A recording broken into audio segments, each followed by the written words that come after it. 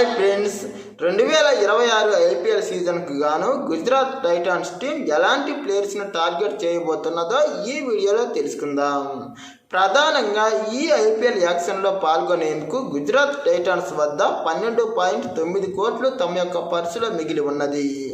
ప్రధానంగా ఈ టీం తరపున కేవలం 5 స్పాట్స్ మాత్రమే ఖాళీగా ఉన్నాయి. వాటిలో కూడా 4 ప్లేయర్స్ విదేశీ ఆటగాళ్ల అవసరం ఉంది. ప్రధానంగా ఈ టీం తరపున కూడా ఆల్మోస్ట్ అందరూ ఆటగాళ్ళు సెట్ అయ్యారనే చెప్పాలి.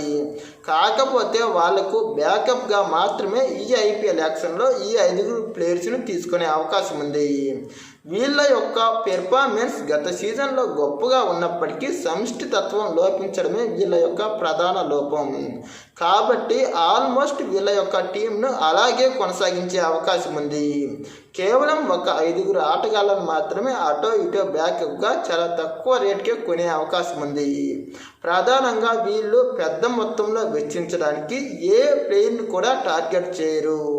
కేవలం 1-2 కోట్లకు వచ్చే ప్లేయర్స్ని మాత్రమే తీసుకునే అవకాశాలు ఉన్నాయి.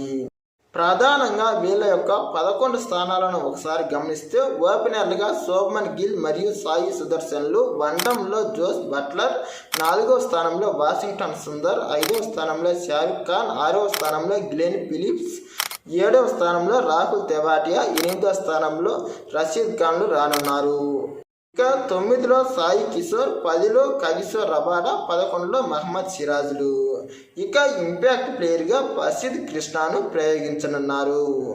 ఈ విధంగా వీళ్ళ యొక్క ఆల్మోస్ట్ 11 స్థానాలు కూడా పూర్తిగా నిండాయనే చెప్పాలి.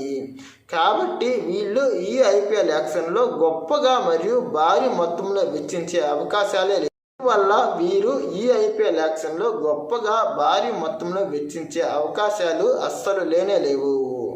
మరి ఈ ఐపీఎల్ యాక్షన్లో వీళ్ళు ఎలాంటి ప్లేయర్స్ని తీసుకుంటుందో చూడాలి.